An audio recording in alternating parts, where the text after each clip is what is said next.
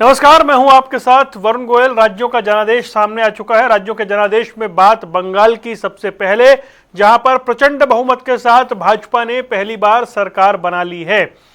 बात केरल की, जहां पर 10 साल के बाद कांग्रेस की वापसी हुई है, लेकिन देश में लेफ्ट का आखिरी किला ढह गया है। यानी वामपंथ की जो आखिरी सरकार थी वो देश से चली गई है। आजादी के बाद ये पहला मौका है जब देश के किसी भी राज्य में अब लेफ्ट की सरकार नहीं है। बात तमिलनाडु की, जहां पर डीएमके कांग्रेस अलायंस को बड़ा झटका लगा है। एक नई पार्टी ने आकर वहां पर सरकार बनाने तक की स्थिति प्राप्त कर ली है। बात असम की, जहां पर 126 में से लगभग 100 सीटें जीतकर बीजेपी ने कांग्रेस का सुपड़ा साफ कर दिया है। और पुडुचेरी, जहां पर एक बार फिर से एनडीए की सरकार वापसी कर रही है।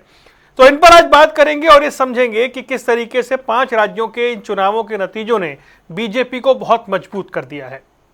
इन 5 राज्यों के चुनाव के नतीजे में कांग्रेस के हाथ में दक्षिण का एक और राज्य आया है, यानी कर्नाटक। तेलंगाना के बाद अब केरल में भी उसकी सरकार है। इस पर बात करेंगे। हमारे साथ 3 खास मेहमान जुड़ रहे हैं। साथ ही समझेंगे कि प्रदेश की राजनीति में भविष्य में इसका क्या कुछ असर होगा। प्रियदर्शनी प्रवक्ता भारतीय जनता पार्टी सतपाल रोड जी कांग्रेस से, विजेंद्र रेड्डू इंडियन नेशनल लोकदल से हमारे साथ हैं। आप सभी का बहुत बहुत स्वागत है। प्रियदर्शनी, बंगाल फतेह कर लिया आपने और जो जिक्र किया गया था अंग, कलिंग और बंग, तीनों में आपकी सरकार है और गौमुख से लेकर के गंगा सागर तक अब आपकी सरकार है। कितनी बड़ी जीत मानती है? भविष्य में कितना बड़ा इंपैक्ट है ये? मेरा सादर प्रणाम। मेरे दोनों साथी प्रवक्ताओं को भी मेरा सादर प्रणाम। देखिए, मुझे लगता है कि ये भारतीय जनता पार्टी की जीत नहीं है। मुझे ये सच में ये लगता है, वाकई मन से ये लगता है कि ये प्रत्येक उस हिंदू की जीत है जिसको प्रताड़ित किया गया। आज हमें कोई भी 2%, 3%, 20%, कोई भी आबादी का व्यक्ति आज हिंदू को प्रताड़ित नहीं कर सकते। ये एकदम क्लियर मैसेज बंगाल के चुनावों में दे दिया गया है। असम के भी चुनावों को बोला जाए, चाहे पांडिचेरी में बोला जाए, जिस किस्म की प्रचंड जीत हमारी है। खासकर मैं बंगाल का यहाँ पे विशेष बोलना चाहती हूँ। जिस किस्म से डर का माहौल था, आपके भी पत्रकार जाते होंगे, बहुत सारे जर्नलिस्टों ने, मैं क्योंकि खुद मोटा मोटी उसी बैकग्राउंड से हूँ तो मेरी भी बात हुई, बहुत जर्नलिस्ट दोस्त मेरे वहां पे गए थे। जो बात हुई वो पता लगा कि भाई, जिसको कहते हैं ना, कैमरे पे तो बोलते थे कि देखो दीदी आ, लेकिन उसके बाद ऑफ कैमरा वो बोलते थे रिकॉर्ड तो नहीं कर। तो उसके बाद उनकी वार्तालाप, बातचीत जो यही होती थी कि हो सकता है कमल भी खिल जाए, कोई बड़ी बात नहीं है। तो आप सोचिए कितना डर का माहौल था, किस किस्म का डर का माहौल था। और उन लोगों को भी साफ संदेश दिया गया है, जो कट्टर पर, जो लोग नहीं है, जो बांग्लादेशी हैं और बाहर से आके हमारे देश में रहें, हमारे देश की रोटी खाएं, काश किया जाएगा। ये साफ संदेश दे दिया गया है।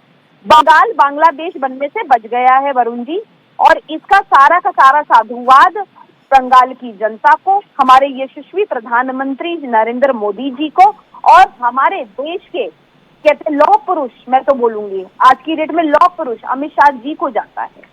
उनको क्या नहीं धमकी दी ममता दीदी ने, क्या नहीं बोला, भागने की धमकी दी। उन्होंने कहा जी 15 दिन यहीं रहूंगा दीदी, यहीं रहूंगा। इन गुंडों ने हमारे कार्यकर्ताओं को मारा था 2021 के चुनाव में, मार दिया था। जिन महिलाओं ने कैंपेन किया था भारतीय जनता पार्टी के साथ, उनका बलात्कार कर दिया गया था।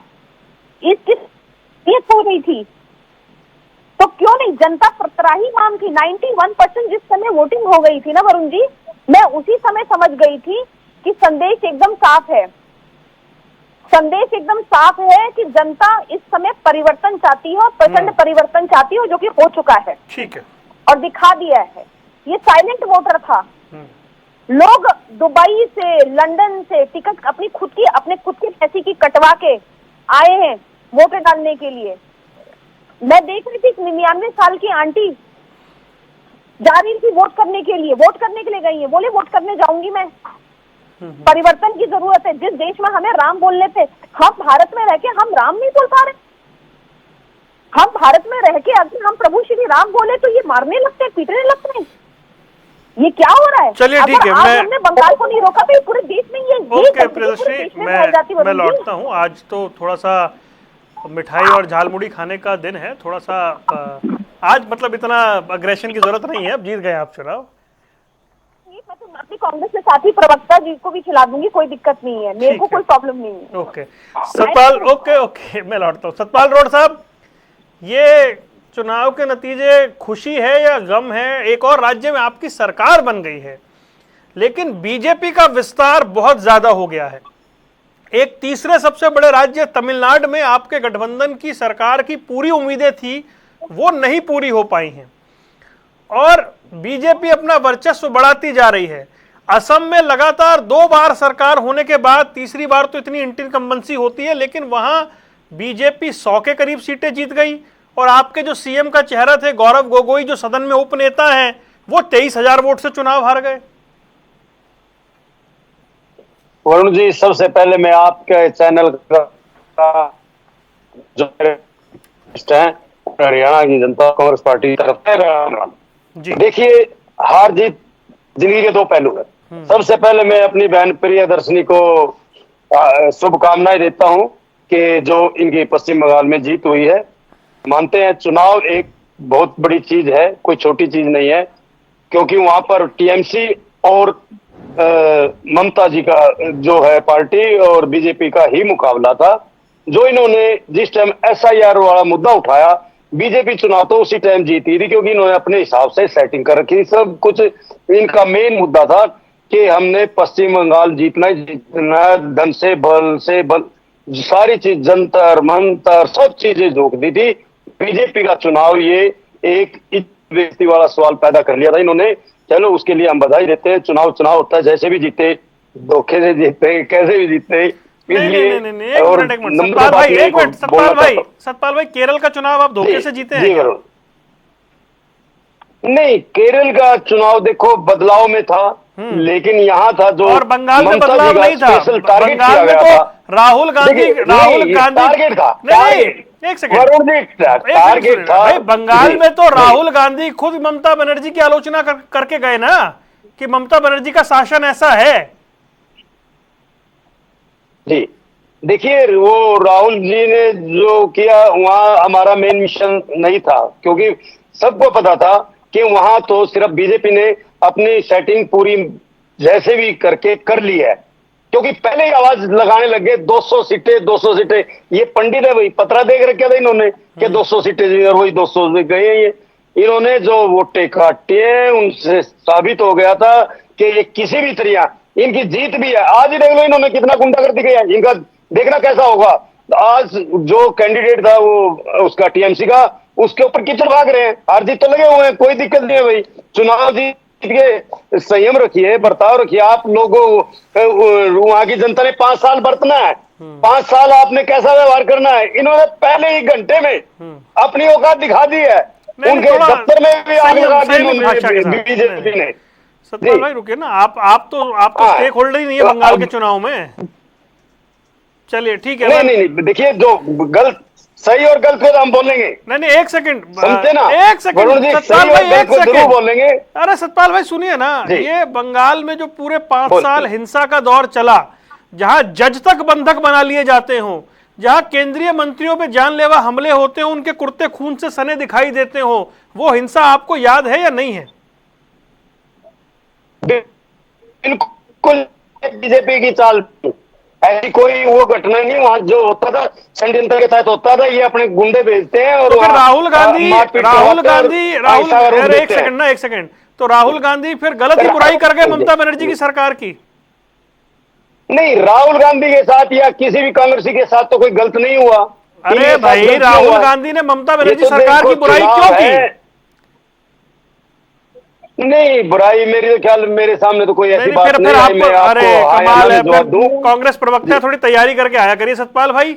वो वीडियो देखिए, राहुल गांधी ने चुनाव से पहले क्या कहा है, वोटिंग से पहले दूसरे दौर की, वो देखिए जरा, आपको समझ आएगा। चुनाव में सब कुछ होता है भाई साहब। ओके वरुण जी, चुनाव में सब कुछ चलता है जी। ओके रेडू साहब, रही बात केरल की बात,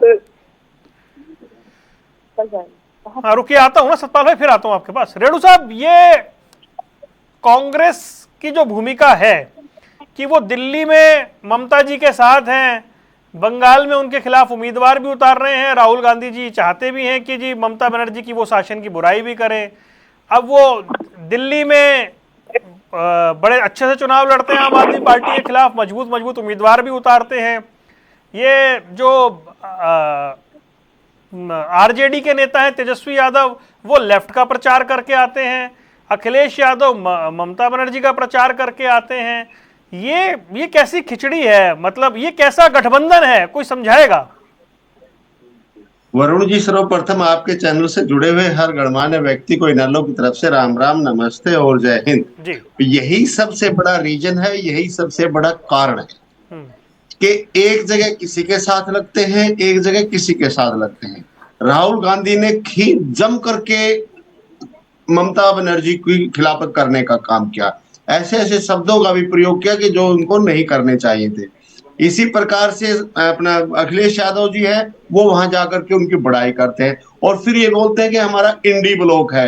तो क्या प्रदेश की जनता, क्या जनता इस बात को नहीं समझती है कि कौन सा ब्लॉक है? ये तो न इंडी ब्लॉक है, न इंडिया ब्लॉक है, कुछ भी ब्लॉक नहीं है। ये इसी का परिणाम है नंबर एक बात के ये एक नहीं हुए। ये तो 2022 में चौधरी ओम प्रकाश चौटाला जी ने फतेहाबाद की रैली में शुरुआत की थी कि हम थर्ड मोर्चा बनाएंगे, और वहां पर आकर के नीतीश जी ने ये थोड़ा सा एड ऑन कर दिया इसमें कि कांग्रेस को भी इसमें शामिल कर ले तो हमारी मजबूती बनेगी। उसके बाद कांग्रेस को जो ही शामिल किया गया तो इसमें फूट शुरू होगी, इसमें जो ना बिखराव शुरू उसी टाइम से हो गया था जब पटना में इनकी मीटिंग हुई थी और वहीं से ये बिखराव शुरू हुआ था। और उसके बाद ये ना एक हुए, ना एक हो सकते, ना ही होंगे। तो नंबर एक तो रीजन ये है कि नहीं आ सकते कभी भी। नंबर दो बात ये है, जो मेरा कंक्लूजन है, जिस प्रकार से हम सारे चुनाव देख रहे हैं, बार बार कांग्रेस पर दिन प्रतिदिन नीचे ही जा रही है। हिंदुस्तान में दो बड़ी पार्टियां, कांग्रेस पार्टी जो हिंदुस्तान की सबसे पुरानी पार्टी है, और इसके बाद भारतीय जनता पार्टी आती है जो आज पूरे प्रदेश देश में काफी स्टेट्स में इनका शासन भी है और प्रधान सरकार भी इनकी है। इन दोनों ही पार्टियों के ऊपर हिंदुस्तान की सत्ता आज चली हुई है। ये किसको साथ लेते हैं, किसको छोड़ते हैं, चाहे वो एनडीए हो और चाहे वो इंडी ब्लॉक हो, तो ये अपने अपने साथ लेते हैं। जो एनडीए है उसमें एक रूपता है, समरूपता है, एक नीति है, एक पॉलिसी है, एक सिस्टम है। और जो इंडी ब्लॉक है इसमें न एक रूपता है, न समरूपता है, न एक सिद्धांत है, न एक पॉलिसी है। मेरा इसमें सवाल है आपसे कि 2024 के लोकसभा चुनाव में बीजेपी का नंबर कम हुआ, उसके बाद जब ये महाराष्ट्र गए तो इस उम्मीद में महाराष्ट्र में गए कि जी वहां की जो क्षेत्रीय दल है वो बीजेपी को रोक लेंगे, एनसीपी शिवसेना मिलके। हरियाणा की बात मैं कर नहीं रहा हूँ, सीधा कांग्रेस से मुकाबला था। उसके बाद अगला चुनाव हुआ दिल्ली में, वहां लगातार 3 बार की प्रचंड बहुमत की आम आदमी पार्टी की सरकार थी, तो वो बीजेपी को रोक लेगी, वो नहीं हुआ। उसके बाद बिहार गए जहां पर ये महागठबंधन जो था ये बीजेपी को रोकेगा जी, आरजेडी और कांग्रेस ये सब मिलके, वहां एक तरफा चुनाव रहा। उसके बाद बीजेपी को रोकने के लिए जो सबसे बड़ा चेहरा माना जाता रहा ममता बनर्जी, वो अपने किले में हार गई, 200 सीटें बीजेपी जीत गई। तो फिर क्षेत्रीय दलों का भविष्य बचा क्या देश में? देखिए वरुण जी, आपका क्वेश्चन बढ़िया है, सही है, लेकिन जिस प्रकार से जिस स्टेट में, चाहे वो महाराष्ट्र की बात आपने की, चाहे दिल्ली की बात की, चाहे आपने वेस्ट बंगाल की बात की, जिस भी स्टेट में इन्होंने इलेक्शन लड़ा उसका रीजन यही रहा, जो कांग्रेस पार्टी जीत नहीं हासिल कर पाई, भारतीय जनता पार्टी जीत हासिल कर रही है, इनमें एकता हुई ही नहीं, इनके विचार ही एक नहीं हुए, इनकी पॉलिसी ही एक नहीं हुई। नंबर एक कारण ये रहा। नंबर दो कारण यह, जो क्षेत्रीय दल कांग्रेस पार्टी के साथ गया है उसको तो नुकसान उठाना पड़ा है कि वो कामयाब नहीं होते हैं, और जो भारतीय जनता पार्टी के साथ गया है, कहीं ना कहीं भारतीय जनता पार्टी उस क्षेत्रीय दल को ऐसा सिकोड़ देती है कि वो इसके अंदर समाहित हो जाता है। इनके कांग्रेस वाले क्षेत्रीय दल तो बिखरते हैं और चुनाव के फौरन बाद अलग अलग चलने का काम करते हैं। अब कौन नहीं समझता कि पंजाब में तो आम आदमी पार्टी क्या कर रही है और दिल्ली में वो क्या कर रही है, तो भला कैसे इनके साथ होंगे।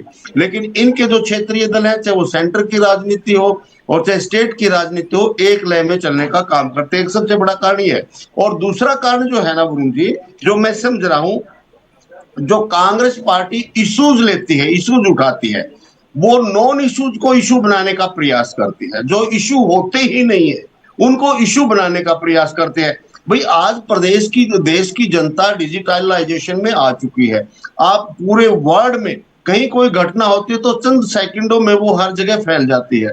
जिस प्रकार से पिछले विगत वर्षों में, चाहे वो 2014 से लगातार ही आप कह लीजिए, बेशक उससे पहले तो कांग्रेस का शासन था, उसके ऊपर मैं नहीं जाऊंगा, लेकिन उसके बाद जब से हरियाणा प्रदेश में या देश में भारतीय जनता पार्टी की सरकार बनी है और उनकी सरकार को चलता करने के लिए देश की बड़ी पार्टी कांग्रेस ने जो इश्यूज बनाने का प्रयास किया, जो इश्यूज बनाने की कोशिश की, वो सारे ही नॉन इश्यू थे।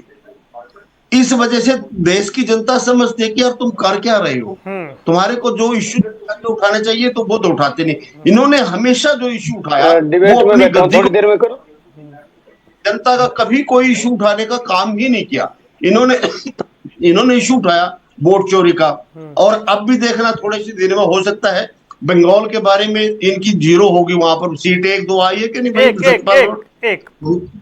सीट आई है। और देखिए मैं जरा आंकड़ा देता हूं, 2016 में 44 बहुत ज्यादा विधायक होते हैं, वहां से 2021 में 0 और 2026 में 1।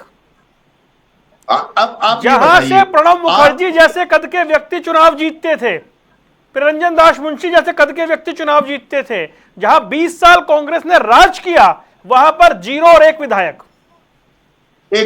इसी प्रकार से असम में देख लीजिए, असम में भी क्या रहा है इनका, कुछ नहीं रहा। और पांडुचेरी में क्या रहा, वहां भी कुछ नहीं रहा आपका। तो ये दिन प्रतिदिन तमिलनाडु में भी कुछ नहीं जा रहे हो। हाँ, तमिलनाडु में भी कुछ नहीं रहा, वहां टीवीएन आ गया, विजय एक्टर जो हुआ करता था उसने सबको धोने का काम किया वहां पर भी। तो कहीं ना कहीं कांग्रेस पार्टी, देखिए एक सिद्धांत है, सतपाल रोड जी कांग्रेस के भाई और भी सुन रहे होंगे, नॉन इश्यूज को इश्यू बनाना, ये सबसे बड़ी भूल है आपकी। आप ऐसे इश्यू उठाइए जो वास्तव में जनता को जचे कि हाँ ये इश्यू है। आप ऐसे इश्यू, आपने वोट चोरी का मुद्दा उठाया, ईवीएम हैकिंग का मुद्दा उठाया, आपने कहीं भी किसी के गले नहीं उतरा। वो मैंने भी चिल्ला चिल्ला करके कहा, एक नांदेड़ सीट को गाते रहे पूरे हिंदुस्तान में कि महाराष्ट्र की नांदेड़ सीट पर ये हो गया। भाई अरे भाई क्या हो गया, कुछ नहीं हुआ था, वो सारे मुद्दे आपके फेल हो गए। और यही कारण है कि ये नॉन इश्यू को इश्यू बनाते हैं और भारतीय जनता पार्टी इनको ग्रैब कर लेती है फौरन, और इनकी कमजोरी को, और फिर कहीं ना कहीं जनता को फैसला लेना पड़ता है कि भाई 2 पार्टी है, एक को तो वोट देनी ही पड़ेगी। भारतीय जनता पार्टी कोई भली पार्टी नहीं है, लेकिन इसके खिलाफ जो दूसरी पार्टी है वो 0 होती जा रही है। इस वजह से लोगों ने ऑप्शन तो लेना ही है भाई, वो इसलिए इस ऑप्शन को ले लिया।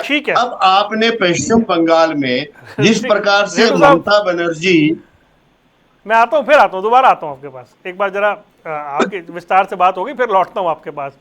तो प्रियदर्शनी, क्षेत्रीय दल आपके निशाने पर दिख रहे हैं काफी समय से, चाहे वो उड़ीसा की पार्टी थी बीजेडी जिसको आपने हराया, फिर आपने अभी बंगाल में ममता बनर्जी सबसे स्ट्रांग अपोनेंट उनको हराया, दिल्ली में आपने आम आदमी पार्टी को हराया, बिहार में आपने आरजेडी को हराया।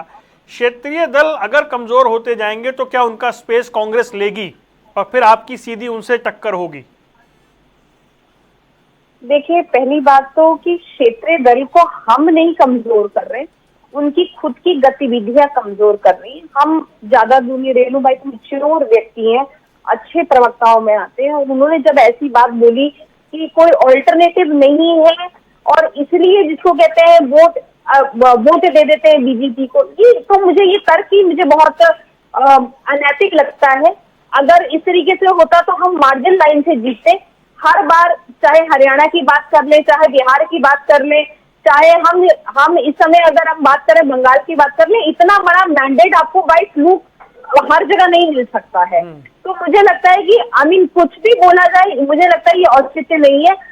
मेरे ख्याल से हमें एक बहुत ही इसको सज्जनता से लेना चाहिए, बड़प्पन से लेना चाहिए, पहली बात। दूसरी बात कि अभी आपने पूछा कि क्षेत्रीय दल को हम नहीं खत्म कर रहे, इनकी खुद की गतिविधियां, चाहे हम अब हरियाणा की बात करते हैं क्योंकि हम हरियाणा के चैनल की डिबेट कर रहे हैं, देखिए, जहां इनेलो ने जहां लोगों के काम करने चाहिए थे, जनता हितैषी होना चाहिए था, वहां पे गुंडागर्दी इनकी एकदम कहते ना बढ़ गई थी, इस कदर बढ़ गई थी कि लोगों के अंदर डर भय हो गया था। आज वही डर भय जो था, वो डर भय हमें दिख रहा था बंगाल में भी। जब आप जनता से प्रेम ना करके उनके अंदर अगर भय क्रिएट करेंगे, अगर आप ये करेंगे कि हमें वोट नहीं दोगे तो तुम्हारे घर में बेटियों और बहुओं को छेड़ेंगे, नहीं दोगे तो तुम्हारे यहाँ के आदमियों को मारेंगे, अगर इस किस्म की अराजकता आप फैलाओगे अपने ही क्षेत्र में, क्षेत्रीय दल इसको एक तरह से अपनी पारिवारिक पार्टी बना लेते हैं। आप कोई भी क्षेत्रीय दल ले लीजिए, मैं बता रही हूँ वरुण जी, कोई भी, मैं साउथ से लेके नॉर्थ तक का कोई भी क्षेत्रीय दल ले लीजिए, सिर्फ परिवारवाद है उस पार्टी में और कुछ नहीं है।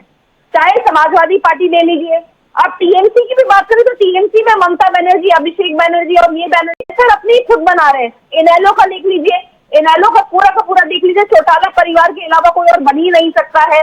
लालू प्रसाद के परिवार को देख लीजिए, वही कहानी, हर जगह वही कहानी है। तो भारतीय जनता पार्टी शायद एक ऐसी पार्टी है इस समय, सारी अक्रॉस ऑल पार्टी लाइन मैं बता रही हूँ, जो किसी भी परिवारवाद से अछूती है, एक आम व्यक्ति को भी टिकट देती है, जो मुझे लगता है जनता का प्रिय है, जनता से कनेक्टेड है। इसका सबसे बड़ा एग्जाम्पल मैं आपको बताती हूँ, जो बिटिया जिसका बलात्कार हुआ था कलकत्ता में, जो डॉक्टर बिटिया थी, उसकी माता जी को टिकट दिया और बहुत बड़ी मैंडेट से जीती है। मैडम जो है वो बहुत बड़े मैंडेट से जीती है।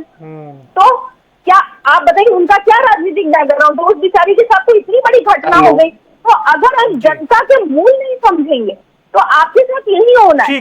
आप ये सोचेंगे कि गुंडागर्दी की राजनीति आपकी चलेगी तो माफ करिएगा, अब जमाना बहुत बदल गया है, लोगों ने डरना बंद, तो लोकतंत्र में अपना लोकतंत्र का फैसला आपको अपने ईवीएम में दे देते हैं, और ईवीएम का राज तो कल से कोई गाए ना, क्योंकि कांग्रेस समझ नहीं आता कि केरला में ईवीएम कैसे ठीक हो जाती है और बाकी जगह कैसे खराब हो जाती है।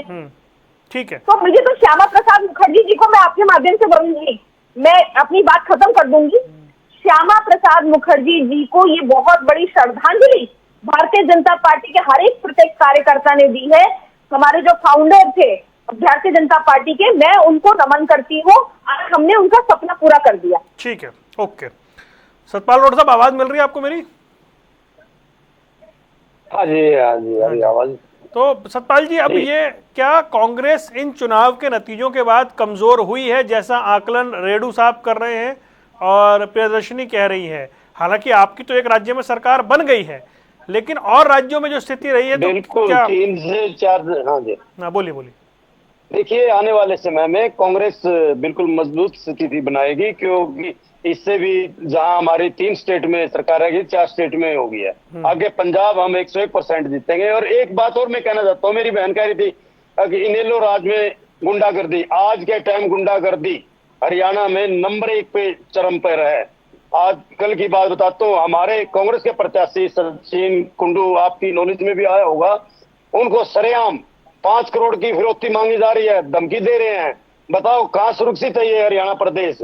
ठीक है, इनकी सरकार है हरियाणा प्रदेश में, लेकिन ना ऐसे बात नहीं चलेगी, ना ऐसे हरियाणा प्रदेश चलेगा। हरियाणा प्रदेश चलेगा तो जैसे भूपेंद्र सिंह हुड्डा ने 2005 में बदमाशों को खदेड़ा था और बदमाशों कह दिया था या तो बदमाशी छोड़ दो या हरियाणा छोड़ दो, ऐसे ही इन बदमाशों के खिलाफ कुछ सख्त कदम उठाने पड़ेंगे। हम जनता हित के लिए हमारी ये अपील है कि ये सरकार को सद्बुद्धि दे भगवान, ताकि, क्योंकि आज ये सरकार के नशे में चूर हैं। नहीं, अब सतपाल भाई ये बताइए कि 2024 के लोकसभा चुनाव में बीजेपी 240 पे रह गई, आपके 99 आ गई। उसके बाद बीजेपी ने हरियाणा जीता, दिल्ली जीता, बिहार जीता, महाराष्ट्र जीता, बंगाल जीता, केरल, ये असम जीता। तो फिर आपको लग रहा है अगले लोकसभा चुनाव तक तो पूरे देश में बीजेपी का फिर मामला बहुत स्ट्रांग हो जाएगा? नहीं, आपको देखो ना, ये 48 आएंगी, 200 आएंगी, क्या कारण है ये बीजेपी का? कैसे करते हैं सेटिंग? देखो, आपको तो मानना पड़ेगा चुनाव में। देखो, जब तक दलबल और इनके साथ चुनाव खड़ा है तो बड़ी दिक्कत आम जनता के लिए। आने वाले समय सतपाल में भाई, इन्होंने तो दावा किया था केरल में भी हमारी सरकार बनेगी, वहां इनके 4 जीत के आए हैं। नहीं, केरल में तो आपको पता ही है, उन्होंने वहां नहीं था, पता है कुछ नहीं है। इन्होंने मतलब केरल में केरल में सेटिंग नहीं कर पाए ये लोग, मुकाबले में वही कराते हैं। नहीं, होनी नहीं थी वहां, तो आपको पता ही है। अच्छा, तमिलनाडु में किसने सेटिंग कर दी है? शुरू से ही लगे हुए थे ना। तमिलनाडु में किसने सेटिंग कर दी कि सारे एग्जिट पोल गलत हो गए? तमिलनाडु में 10 एग्जिट पोल ने कहा था आपके गठबंधन की सरकार बन रही है। ऐसी बात जी। तो तमिलनाडु में कैसे सेटिंग नई पार्टी जीत गई, नई पार्टी जीत गई। सुनिए, हमारी पार्टी के भी नेताओं की कुछ न कुछ कमी रही है, जो बढ़िया नेता, बढ़िया आदमी को टिकट नहीं दे रहे, उसमें कांग्रेस को यानी कि हमारी पार्टी को भी विशेष ध्यान देना पड़ेगा इन लोगों से छुटकारा पाने के लिए। जी, चलिए, आपने कम से कम इतना तो माना कि कहीं ना कहीं कुछ कमी रह रही है। तो रेडू साहब, इन नतीजे, ठीक है रेडू साहब, इन नतीजों के बाद जब कांग्रेस 3 से बढ़कर 4 राज्यों में हो गई है, आप कह रहे हैं कांग्रेस भविष्य में कमजोर होगी। कैसे कमजोर होगी भाई? उनकी तो एक और राज्य में सरकार बन गई, तेलंगाना, कर्नाटक, अब केरल में, पूरे दक्षिण में उनका मजबूत गढ़ बना लिया है पूरे दक्षिण को कांग्रेस ने। आप कह रहे हैं कमजोर होगी। क्या इन नतीजों के बाद ममता बनर्जी नाराज होकर कांग्रेस से अलग हो सकती हैं, क्योंकि वो कांग्रेस बंगाल में ममता बनर्जी के खिलाफ गई? क्या अखिलेश यादव अपनी बार्गेनिंग पावर बढ़ाएंगे गठबंधन को लेकर, सपा को लेकर अगले यूपी में चुनाव में? वरुण जी, देखिए, मैं आपके चैनल के माध्यम से कांग्रेस पार्टी को जरूर बधाई देना चाहूंगा कि आज हिंदुस्तान में 4 स्टेट में कांग्रेस का राज हो गया है। बहुत बहुत कांग्रेचुलेशन और बहुत बहुत मुबारकबाद।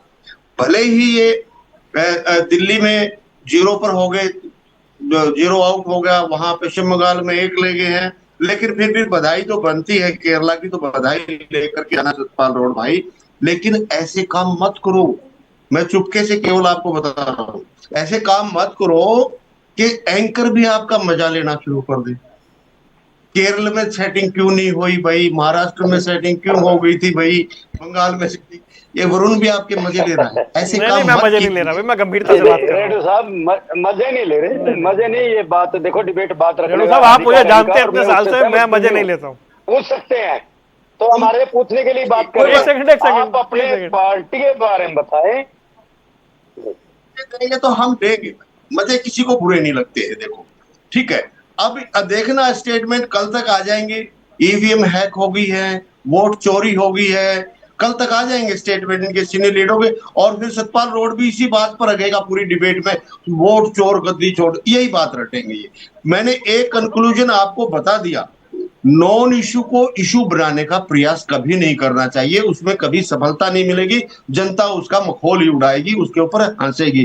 कम से कम जब आपकी इतनी पुरानी पार्टी है तो आपको ये देखना चाहिए ये जनता का इशू है कि नहीं है। आपने पूरे 5 साल तक ऐसे ऐसे मुद्दे उठाए जिसको जनता ने सिरे से नकारा और आपको सबक सिखाने का काम किया। और आपके साथ बेचारे जो क्षेत्रीय दल लगे हुए थे उनकी भी आपने पिटाई करवाने का काम किया। ठीक है, ये आपके कारण उनका भी जो है ना हवाश हुआ है। दूसरी बात जो है, मेरे को एक बात याद आ गई रेडू साहब, ये नॉन इशू पे एक सेकंड, एक ये जैसे अब बिहार में चुनाव था, तो बिहार में इतने साल से नीतीश कुमार की सरकार थी, तो बहुत सारे मुद्दों पर घेरना था। तेजस्वी यादव की तैयारी भी अच्छी थी, बेरोजगारी के मुद्दे, पलायन के मुद्दे, लेकिन राहुल जी वहां 15 दिन तक 60 लाख लोगों के नाम कट गए, 60 लाख लोगों के नाम कट गए, घूमते रहे। और कांग्रेस के ही पूर्व सांसद शकील अहमद को मीडिया के सामने आकर कहना पड़ा कि भाई 60 लाख के नाम कट गए तो 60 लोग भी सड़क पर क्यों नहीं आए? मैंने आपके चैनल पर मैंने बहुत बार पूछा है, भाई तुम कम से कम हमारे को 500 आदमी खड़े करके दिखा दो जो ये कह दे कि हमारी वोट गलत तरीके से काटी गई, हम तुम्हारे साथ खड़े हो लेंगे। वो 500 क्या 50 आदमी ला सके, 10 आदमी। अरे भाई, कोई पब्लिक का आदमी खड़ा नहीं हो रहा है और ये कह रहे हैं वोट चोर या जो एसआईआर गलत होगा। एसआईआर कहां से गलत होगा वरुण जी? हमने हमेशा सपोर्ट किया है, एसआईआर होना चाहिए। नहीं, अखिलेश यादव ने सपोर्ट किया पूरा, कोई विरोध नहीं किया, समझदारी से पूरे एसआईआर में उन्होंने अपने वर्कर को एक्टिव रखा। हाँ, अपने वर्कर को एक्टिव रखो, अपने वर्करों की वोट को बचाने का काम करो। लेकिन SIR नहीं होना चाहिए, बंगाल में इतने काट दिए, वहां 65 लाख काट दिए, यहाँ इतने लाख काट दिए। ये कोई इशू थोड़े थे वरुण जी, ये मजाक बनी है कांग्रेस पब्लिक के सामने। पब्लिक ने इनका मजाक उड़ाया, जी भर के उड़ाया कि ये किस तरह के मुद्दे लेकर के आते और फिर ये देश में शासन करना चाहते हैं। देश का शासन कैसे चलाएंगे भला, ये कैसे चला सकते हैं जिनको ये नहीं पता कि SIR का फायदा क्या है और वो CCA का क्या फायदा है उनका। रेड्डू साहब कांग्रेस ने, आज आप यहाँ बैठे हो कांग्रेस के शासन से ही बैठे हो, तो इसे लेके जहाज तक कांग्रेस ने बनाया है। टाइम आता है, टाइम चलता है, आने वाले समय में देख लेना आप कांग्रेस का शासन।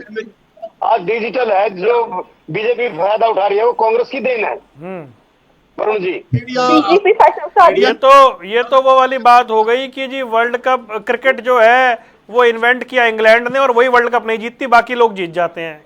ये क्या बात हुई भाई, लोकतंत्र है अब उनकी, ठीक है, लोग, हाँ, लोग उनको पसंद कर रहे हैं। मतलब ये थोड़ी होता है जी हम लाए थे इसलिए हम ही, ऐसा नहीं होता ना सतपाल भाई। तो प्रियदर्शनी, दक्षिण में आप बड़े प्रयास करने के बाद भी वहां कांग्रेस की जड़ें और मजबूत हो रही हैं। इकट्ठे लगते 3 राज्य, तेलंगाना, कर्नाटक, केरल में कांग्रेस की सरकार। तमिलनाडु में पता नहीं कि अब टीवी के किसके साथ जाएगी, किसके साथ ज्यादा कंफर्टेबल महसूस करती है। तो आपको लग रहा है दक्षिण में आप जो मेहनत कर रहे हैं, आपका 12% का वोट शेयर इंटैक्ट है केरल में, तमिलनाडु में कोई सफलता नहीं मिली, उतने के उतने पे ही हैं, तो आपको लग रहा है कि अभी कांग्रेस की जड़ें वहां मजबूत हुई हैं और आपके लिए अभी और समय लगेगा जितना बंगाल में लगा, ऐसा कुछ? देखिए, मैं आपको बताऊं, आंध्रा में तो आई है हम लोग, इसमें तो कोई दो राय नहीं है। और जहां तक बात है कि कभी कहते हैं ना, एक पत्थर ठीक से उछाल के देखो आसमान में, कभी ना कभी तो सुराख हो ही जाएगा। तो वेट एंड वॉच पॉलिसी है हमारी। किसी ने सोचा था कि 2 सीटों से हम लोग आज 200 सीट पहुंच जाएंगे? किसी ने नहीं सोचा था, किसी ने भी नहीं सोचा था। लोकसभा की बात करें तो क्या हमारे पास 1988 ठीक है, मतलब हमारे पास सिर्फ 2, जितनी मेरी उम्र उतने मतलब कहते हैं ना मेंबर ऑफ पार्लियामेंट, उस समय 2 मेंबर ऑफ पार्लियामेंट थे। आज की डेट में प्रचंड बहुमत की इतनी बड़ी सरकार हो गई है हमारी। तो मुझे लगता है कि हमें वेट एंड वॉच पॉलिसी करनी चाहिए। धीरे धीरे देखिएगा, भगवा पूरे देश में लहराएगा, हर हिंदू को समझ में आ जाएगा कि किस तरीके से ये मुस्लिम तुष्टीकरण कर रहे हैं और ये 20% हमारे ऊपर राज्य नहीं कर सकते हैं। एकदम साफ है, एकदम साफ है। इसको खुले में मैं बोल रही हूँ वरुण जी, मैं सीरियसली इसको छुपाने की सबका साथ सबका विकास वाली बात धारणा है क्या? नहीं, धारणा नहीं है, किया है हम लोगों ने। आप अगर ऐसे कहेंगे तो फिर सबका साथ सबका विकास नारे का मतलब क्या हुआ? सबका साथ सबका विकास बिल्कुल है, लेकिन इसका मतलब ये नहीं कि सेकुलरिज्म के नाम पे आप हमसे तो उम्मीद करें, ठीक है, कि हम टोपी पहने, लेकिन जब हम आपको तिलक लगाएं तो आपको दिक्कत हो जाए। तो सेकुलरिज्म दोनों तरफ से होना चाहिए वरुण जी।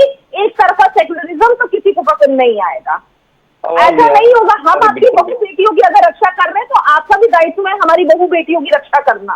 आप लव जिहाद नहीं चला सकते हैं। तो ये एकदम क्लियर है, मैसेज एकदम क्लियर है हमारी तरफ से।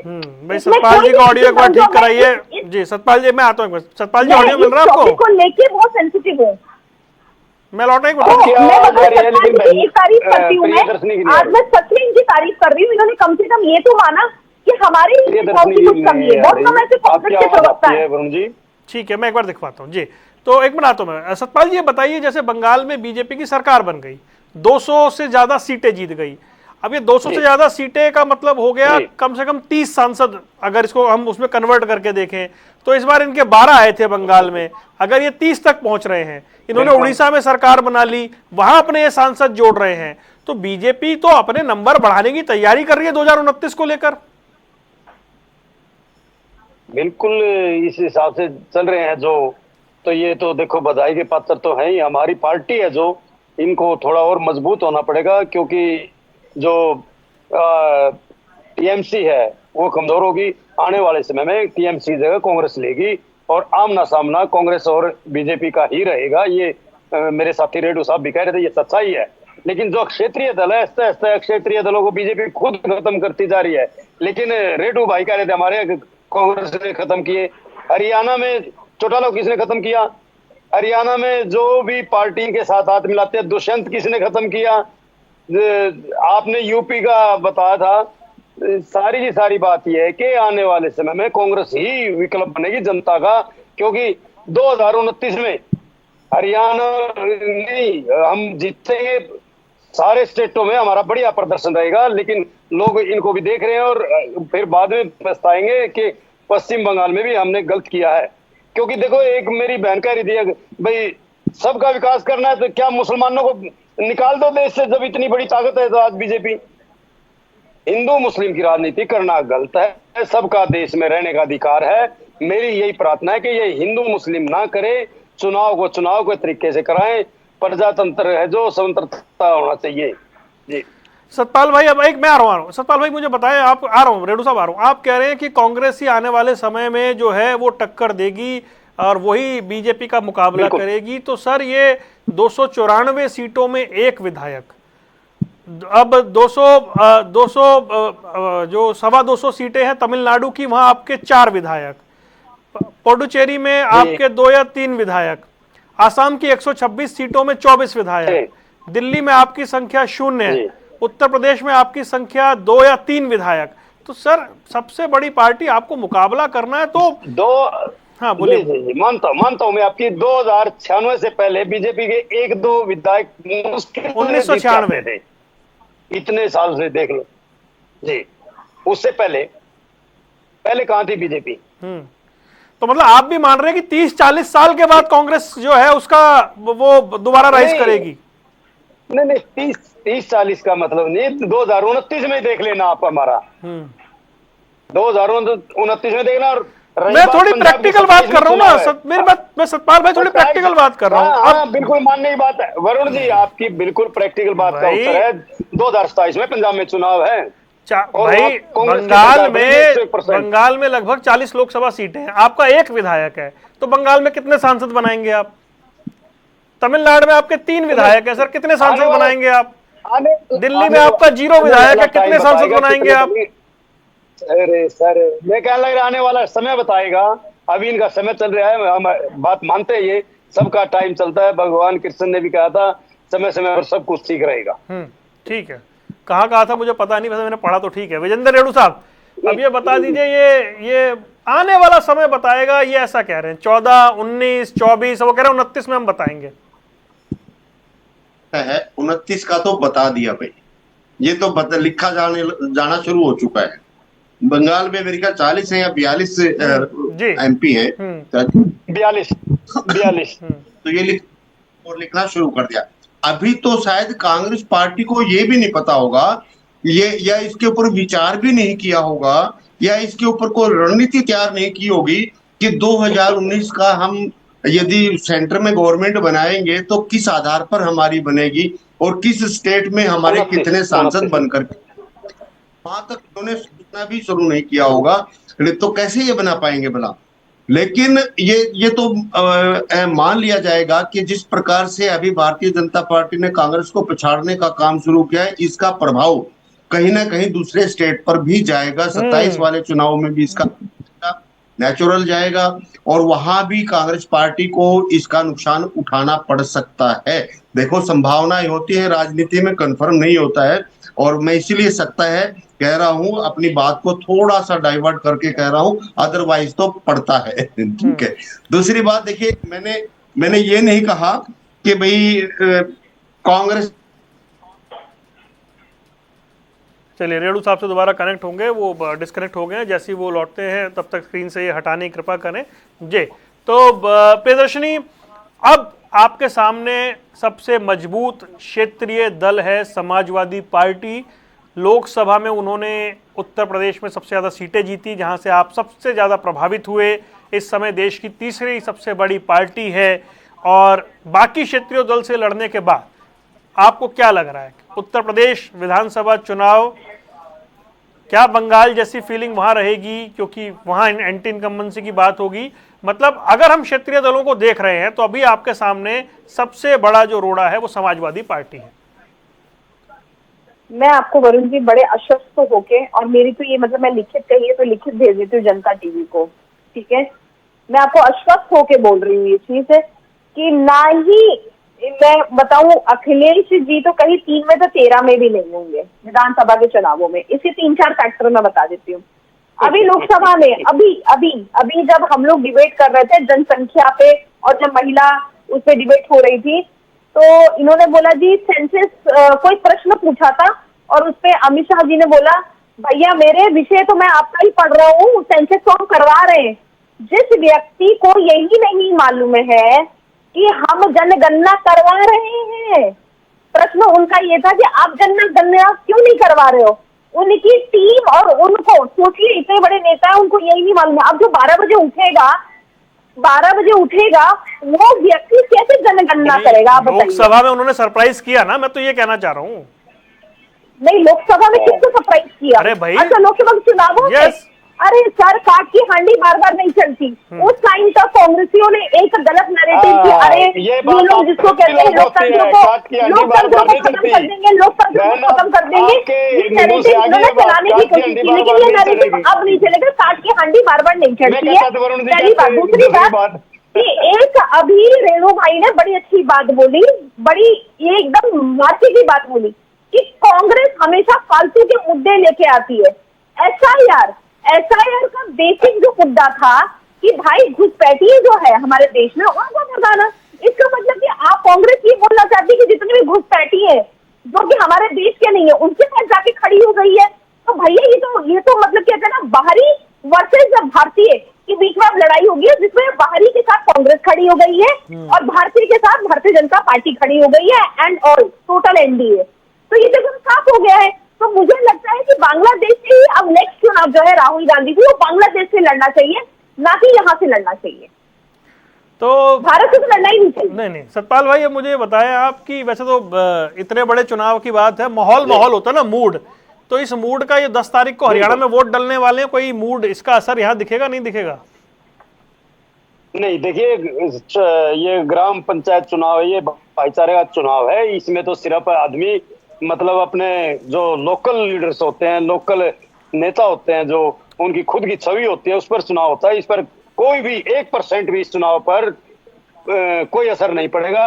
रही मेरी बहन की बात, एक बात बड़ी नहीं, वो कार्यकर्ता में उत्साह आ जाता है ना भाई, कार्यकर्ता में तो उत्साह आ जाता है। नहीं, कार्यकर्ता समझे, कार्यकर्ता में चुनाव, उसमें तो वैसे बीजेपी को डालने कार्यकर्ता ने तो, लेकिन जो भी वोटर आम वोट है वो अपनी लोकल समस्या देखता है।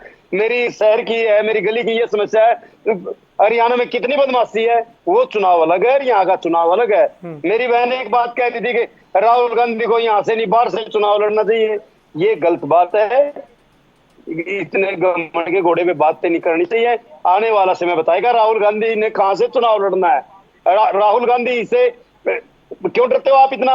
हरियाणा में भूपेंद्र सिंह हुड्डा से क्यों डरते हो? बताओ, डर तो है इनको नेताओं से, लेकिन जनता विश्वास करेगी राहुल गांधी पे और आपको दिखाएंगे आने वाला समय राहुल गांधी जी का होगा। चलिए ठीक है, तो ये प्रियदर्शनी बहुत छोटा चुनाव है, लेकिन क्या कार्यकर्ता के मूड के हिसाब से कोई इम्पैक्ट 10 तारीख को निकाय चुनाव की वोटिंग पर? सर कोई भी चुनाव छोटा नहीं होता, यही तो बात है ना। कांग्रेस ये हर चुनाव को छोटा, इनके लिए तो लोकसभा का चुनाव भी छोटा चुनाव है, और हमारे यहाँ तो निकाह हम तो सोच ही नहीं रहे कि छोटा चुनाव है। इनफैक्ट हम तो ये सोचते हैं कि ये बहुत महत्वपूर्ण चुनाव है, क्योंकि ये लोकल मुद्दों से जुड़ा हुआ चुनाव है, लोकल पब्लिक से जुड़ा हुआ चुनाव है। निकाय चुनाव मुझे लगता है सबसे महत्वपूर्ण चुनाव होता है वरुण जी, क्योंकि मेरे चौथी वाली गली में सरिता आंटी कहाँ रहती है और सरिता आंटी के कितने बच्चे हैं, ये एक पार्षद बता सकता है। ये मैं और आप नहीं बता सकते। आज प्रदेश के प्रवक्ता से पूछेंगे तो नहीं बता सकते, लेकिन वो पार्षद बता सकते हैं क्योंकि वो हर गली घूमता है। आज मंडल का एक कार्यकर्ता बता सकता है। तो मुझे लगता है कि ये मजबूती दिखाता है किसी संगठन की अगर मजबूती देखनी हो, घर की नींव स्ट्रॉन्ग होनी चाहिए। तो ये नींव है हमारी। इनके पास कार्यकर्ता नहीं है काम करने के लिए सर, इनके पास बूथ में बैठने के लिए कार्यकर्ता नहीं है। निकाय चुनाव में इनकी हालात ऐसे थे गुड़गांव और फरीदाबाद में, मेरा खुद का देखा हुआ है ये चुनाव। तो मैं आपको बताऊं, मैं तीन जिसको कहते हैं ना वार्डों की प्रभारी भी थी, और मैंने देख लिया था कि ऐसी हालत थी कि इनके पास बैठने के लिए एक व्यक्ति नहीं था। ये तो इनके हालात थे। तो पकड़ के लेके आ रहे हैं जी, हमारे बूथ पे कोई बैठ जाए, हमारे बूथ पे। अरे कैंडिडेट इनका भाग गया था। मैं आपको पता कर लीजिएगा, मैं जनता टीवी से रिक्वेस्ट करूंगी, वार्ड नंबर 15 ये अपना गुड़गांव का आप पता कर लीजिएगा, वहां की कैंडिडेट दुबई भाग गई थी। पंचकुला दुबई भाग गई थी शॉपिंग के लिए। 101% आप बताइए। अच्छा ठीक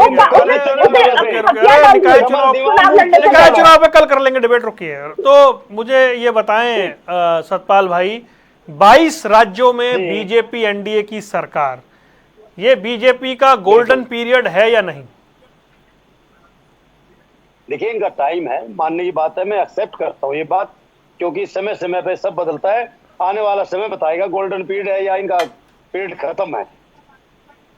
जी चलिए, तो हम आपको जरा तस्वीरें दिखाते हैं। इस समय आ रही हैं बीजेपी मुख्यालय से कुछ तस्वीरें, ये जहां पर थोड़ी देर में प्रधानमंत्री नरेंद्र मोदी पहुंचेंगे और बड़ा जो जश्न का माहौल है वो बीजेपी मुख्यालय में दिख रहा है।